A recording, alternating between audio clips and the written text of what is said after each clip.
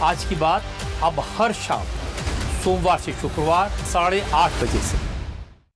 अब देखिए, counting centre से ही चोरी शुरू हो जाती थी। असल खेल दरअसल बैंक ले जाने के दौरान गाड़ी में हुआ करता था, जब नोटों की गड्डियां निकाल ली जाती थी। दीनानाथ वर्मा ने जो आरोप लगाए हैं उन्हें सिलसिलेवार तरीके से हम आपको समझाते हैं। चोरी जो है वो काउंटिंग सेंटर से ही शुरू हो जाती। गिनती के दौरान अलग अलग कीमत के नोटों के अलग अलग बंडल बनाए जाते। 100 के नोटों को अलग कर लिया जाता, उनके 10 बंडल बनाए जाते। इसी दौरान 10 की जगह 13 या 15 गड्डियां उसमें लगा दी जाती। मान लीजिए 10 के 100 नोट इकट्ठा हुए और फिर उसके बाद उनके 10 गड्डियां एक साथ मिलानी है, तो उसमें 10 के बजाय 13 गड्डियां मिला दी और कहा गया ये 10 ही गड्डियां हैं। और फिर बैंक ले जाते वक्त जो एक्स्ट्रा गड्डियां हैं वो रास्ते में निकाल ली जाती। सुनिए क्या कह रहे हैं पूर्व इंजीनियर दीनानाथ वर्मा।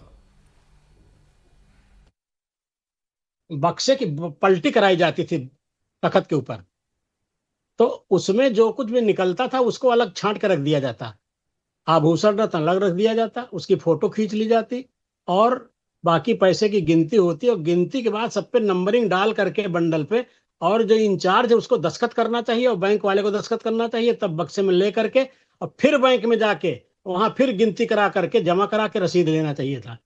ये नितांत अभाव रहा है। ये लोग क्या करते थे कि 100 नोट की जगह 150 नोट की गड्डी बना दिए, एक बक्से में 10 गड्डी दिखाए और 15 गड्डी डाल दिए। आप समझिए इस तरह से किए और इंचार्ज उसको ध्यान नहीं दे पाए, लेकिन जब ध्यान दिए पकड़े गए तो हटा दिए गए। अब दीनानाथ वर्मा ने एक और सनसनीखेज आरोप लगाया है। उन्होंने ये कहा कि दान में चोरी तो छोटी बात है, मंदिर की पहली ईंट जब से रखी गई थी चोरी तभी से शुरू हो गई थी। निर्माण कार्य में जबरदस्त धांधली का आरोप उन्होंने लगाया। उन्होंने दावा किया है कि पूरे मंदिर को लूट लिया गया है। मंदिर निर्माण में भी कमीशन खोरी हुई है। दान में चोरी तो छोटी बात है। अनिल मिश्रा और टिन्नू यादव लूट के सरगना है। रत्नेश चतुर्वेदी भी इस लूट में शामिल है। उन्होंने कहा कि मैंने चंपत राय से शिकायत की थी, लेकिन उन्होंने मेरी शिकायत को नजरअंदाज कर दिया। बहुत बड़ी चोरी हुई है और दान पात्र की चोरी तो बहुत कम है। सबसे ज्यादा निर्माण कार्य में चोरी हुई है। पूरे मंदिर को लूट लिया गया है। मैं कह रहा हूं कि जो मंदिर का निर्माण कार्य हुआ है उसकी शुरुआत से लेकर के और लास्ट तक लूट ही लूट हुई है।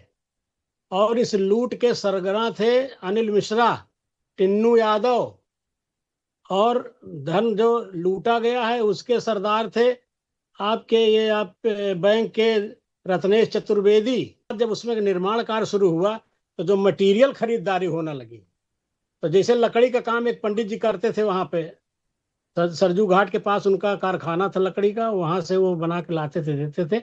उनसे रेट चंपत जी के सामने तय किया गया, रजिस्टर पर लिखा गया, दस्तखत हुए उनके मेरे, और जब बिल आया तो डेढ़ा आया। मैंने पंडित जी से पूछा कि पंडित जी ये बिल कैसे डेढ़ा हो गया, तो बताया कि वो वीरेंद्र बाबू जो कैशियर है उन्होंने बढ़वा दिया है। मैं ले गया चंपत जी के पास कि भाई साहब आपके सामने तो ये रेट तय हुआ था, रजिस्टर में लिखा है और बिल इतने का आया है। उन्होंने ये नहीं कहा कि इसको खत्म करो या क्या करो, उन्होंने कहा जाने दीजिए, बताया अयोध्या के लोग सब चोर हैं। और चलिए सीधा अयोध्या का रुख करते हैं। पवन नारा हमारे सहयोगी वहां से जुड़ चुके हैं। पवन, जो भी आरोपी होगा उसे बख्शा नहीं जाएगा, खुद मुख्यमंत्री योगी आदित्यनाथ ने यह कह दिया है। एसआईटी की जांच कहां तक पहुंची पवन? देखिए, एसआईटी की जांच की बात यह है कि अब तक एसआईटी लगभग 6 दिन की पूछताछ कर चुकी है और हमारे सूत्र बता रहे हैं कि आज अपनी पूछताछ को कंक्लूड कर वापस एसआईटी लखनऊ लौट जाएगी, जहां वो रिपोर्ट तैयार करने का काम करेगी। एसआईटी ने सिर्फ काउंटिंग स्टाफ से बात नहीं कही है, बल्कि यह आंकड़ा 200 से ज्यादा एम्प्लॉयज का है, जिसमें पुजारी भी शामिल हैं, मंदिर के व्यवस्थापक भी शामिल हैं, टिन्नू यादव, चंपत राय, अनिल मिश्रा और गोपाल राय। ये सब तो पूछताछ हुई ही, पुजारियों से भी पूछताछ हुई। पुजारी कैसे, उनके पास जो दान आता था, पुजारी को आदेश है कि जो दान दक्षिणा पुजारी के हाथ में दी जाए वो मंदिर के व्यवस्थापक को सौंपे या दान पात्र में डाले। उन्हें वो दान दक्षिणा ग्रहण करने की अनुमति नहीं है।